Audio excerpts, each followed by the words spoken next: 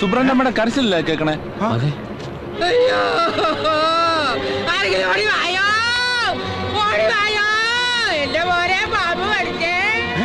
എടാ സുബ്രഹ്മണ്യ പാമ്പ് കടിച്ചത് വാ.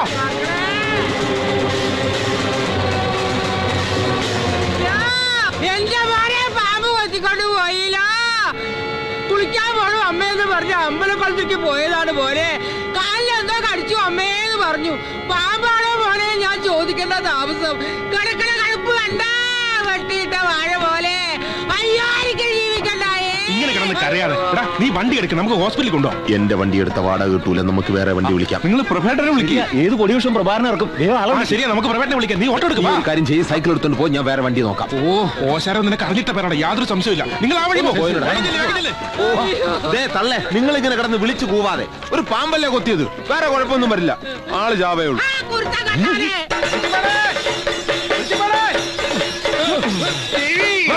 ദേവിയല്ല, ഞാൻ രഘുവാ. വെളിച്ചപ്പാട് ഇങ്ങനെ പറയടുത്ത് നടന്നു. അവിടെ മോൻ സുബ്രനെ പാമ്പ് കടിച്ച് കിടക്കുക.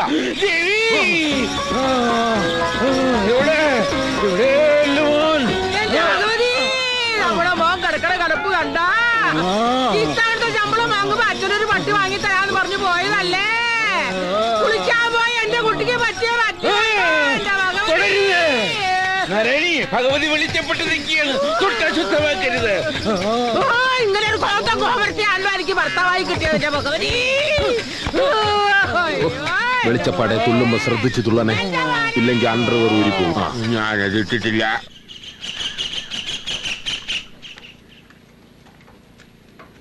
മാവോ വരുന്നു. മാവു നിന്നെ, നമ്മുടെ സുബ്രഹ്മണ്യനെ പാമ്പ് കടിച്ചു. പ്രഭേട്ടനെ എവിടെയെങ്കിലും കണ്ടോ? സാമ്രാജ്യത്വം എന്ന പാമ്പ് കാലങ്ങളായി നമ്മുടെ ഇന്ത്യയെ കൊത്തിക്കൊണ്ടിരിക്കുകയല്ലേ സഖാവേ? ആ വിഷം പ്രഭാകരന് ഇറക്കാൻ പറ്റുമോ?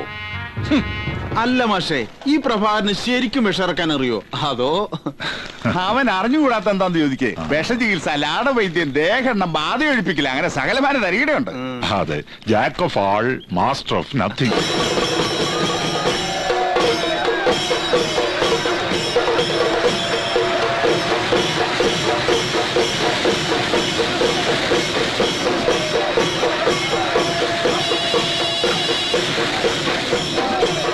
ഹലോ, ആ ഇളയപ്പാ, അമ്പപ്പ പറപ്പത്തിട്ടേ ഉള്ളൂ. അത് പിന്നെ പ്രത്യേകിച്ച് പറയേണ്ട കാര്യമുണ്ടോ? നമ്മുടെ വീടിന്റെ മുന്നിൽ നിർത്തി 1 മണിക്കൂർ കൊട്ടിച്ചിട്ട് പള്ളിയിലോട്ട് വിടൂ.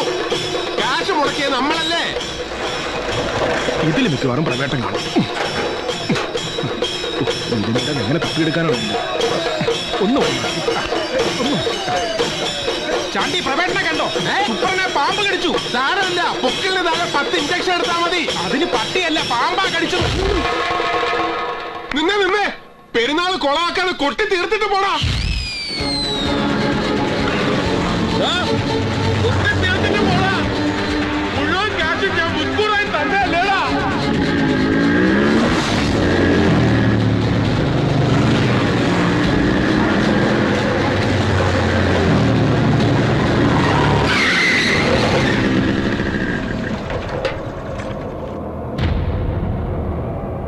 കഴിഞ്ഞ പഞ്ചായത്ത് ഭരണസമിതിയുടെ ദുർനയങ്ങൾക്കെതിരെ സ്വതന്ത്ര സ്ഥാനാർത്ഥി PK പ്രഭാകരൻ നടത്തുന്ന 41 ദിവസത്തെ അഖണ്ഡ മഹായജ്ഞം.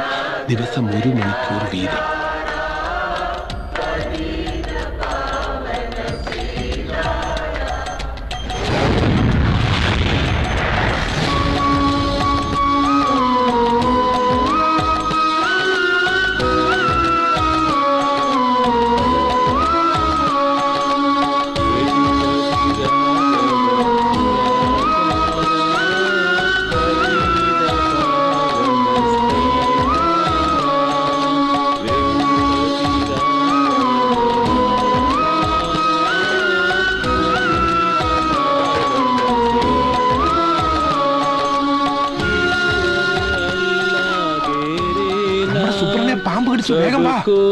യജ്ഞം ഒന്ന് തീർന്നോട്ടെ.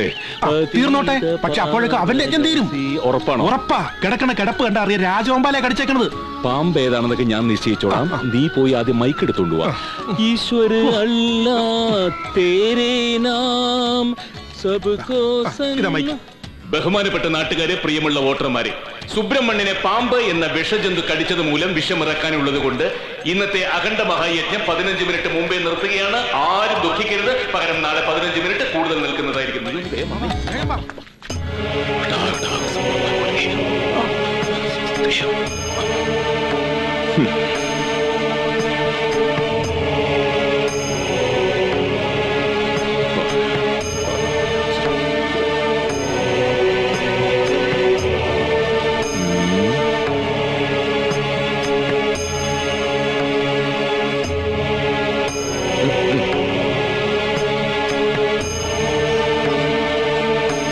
വെളിച്ചപ്പാടെ, നിങ്ങളുടെ മോനൊരു കഥയില്ലാത്തവനായിരുന്നെങ്കിലും ആളൊരു പാവമായിരുന്നു. അതുകൊണ്ടാ പറയുന്നത്, ഈ ലാട വൈദ്യന്റെ ലൊട്ടിലൊടുക്ക് പരിപാടിക്ക് നിൽക്കാതെ ഏതെങ്കിലും ആശുപത്രി കൊണ്ടുപോകാൻ നോക്ക്. പാമ്പിന് 7 പല്ലോ. എന്താ പ്രഭാകര, സുബ്രൻ എവിടെ പോയിന്നാ പറഞ്ഞത്? കുളിക്കാൻ വേണ്ടി അമ്പലക്കുളത്തേക്ക് പോയതാണ് മോനെ. കാലുമ്മ എന്തോ കടിച്ചു അമ്മേന്ന് പറഞ്ഞു. പാമ്പാണോ മോനെ ഞാൻ ചോദിച്ചപ്പോഴത്തേക്ക് വെട്ടിയിട്ട വാഴ പോലെ. ഓ, ഒന്ന് നിർത്തുതള്ളേ. അമ്പലക്കുളത്തിൽ എവിടെയാ കൈതമുള്ളു? അതെ, ഇത് പാമ്പ് കടിച്ചൊന്നുമല്ല. കൈതമുള്ളു കാലിൽ കയറിയപ്പോഴേ പേടിച്ച് ബോധം കെട്ട് വീണതാ. കൈതമുള്ളോ? പരീക്ഷിക്കുകയാണോ? ഈ നാട്ടില് കൈതയുള്ളത് വടക്കേപ്പാട്ട് സുശീലയുടെ കുളത്തിൽ മാത്രമാ.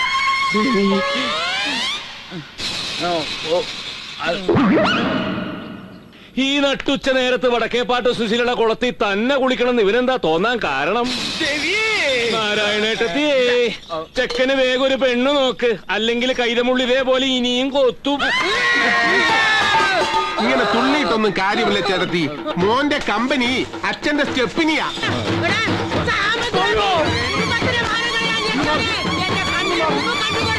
നാരായണി, അതെ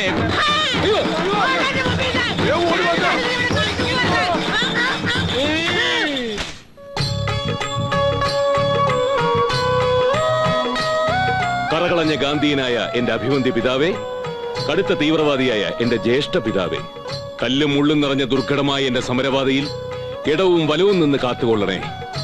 ഈ പൊതുപ്രവർത്തകന് വെളിച്ചമായിരിക്കണേ.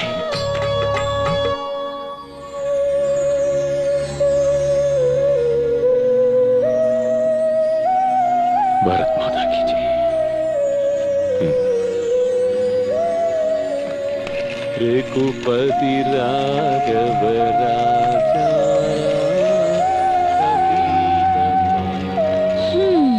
ഇനിയെങ്കിലും നിനക്ക് ഈ കോപ്രായം നിർത്തിക്കൂടെ പ്രഭാകര? ഇതില് നൂറ്റിട്ടാണോ നീ ഇനി തുണി ഉടുക്കാൻ പോണത്? ഹോ, ആളുകൾ കണ്ട കളിയാക്കൂലോ ഭഗവതി. ഇതിലൊരു 2 തിരിതിരിച്ച് ദിവസം തുടങ്ങിയാൽ കിട്ടുന്നൊരു ഓജസ്, സമൂഹത്തിലിറങ്ങി പ്രവർത്തിക്കാനുള്ള ഒരു ഊർജം, ഇതൊക്കെ ഞാൻ അമ്മയ്ക്ക് പറഞ്ഞു തരണോ? അതും ഗാന്ധിയൻ പരമനായരുടെ ഭാര്യയായ അമ്മയ്ക്ക്. ആ, നീ ഒരാൾ ഈ ചർക്കയും തിരിച്ചിരുന്നോണ്ട് ലോകം നന്നാവാൻ പോണുണ്ടോ? ആ ചിന്തയാണ് കുഴപ്പം. ഈ ചോദ്യം അമ്മ മാത്രമല്ല, ലോകത്തിലെ എല്ലാ മാതാക്കളും അവരുടെ മക്കളായ പൊതുപ്രവർത്തകരോട് ചോദിച്ചിട്ടുണ്ട്. എന്തിന് ഗാന്ധിജിയുടെ അമ്മ പുത്തലിബായി പോലും.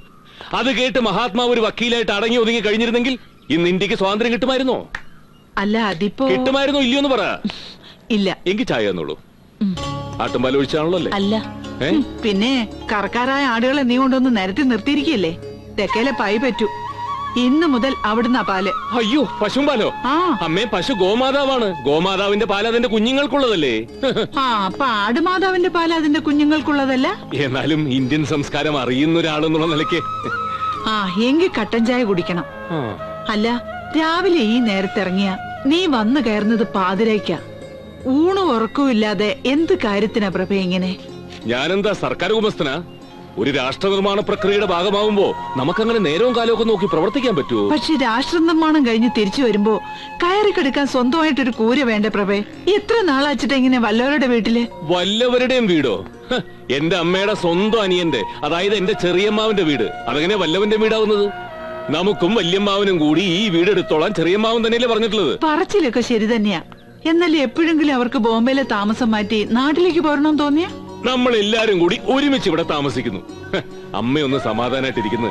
അമ്മാവൻ എന്തായാലും നാട്ടിൽ വന്ന് താമസിക്കാനൊന്നും പോകുന്നില്ല. മാത്രമല്ല, ഈ പഞ്ചായത്ത് ഇലക്ഷന്റെ റിസൾട്ട് വരട്ടെ. അത് കഴിഞ്ഞാ പിന്നെ ഈ 8ാം വാർഡിലെ മെമ്പറെ ഈ പ്രഭാകരന്. പിന്നെ നമ്മളൊരു കലക്കില്ല ഇവിടെ. പിന്നെ ഗവർണറുടെ ശമ്പളമല്ലേ പഞ്ചായത്ത് മെമ്പർ.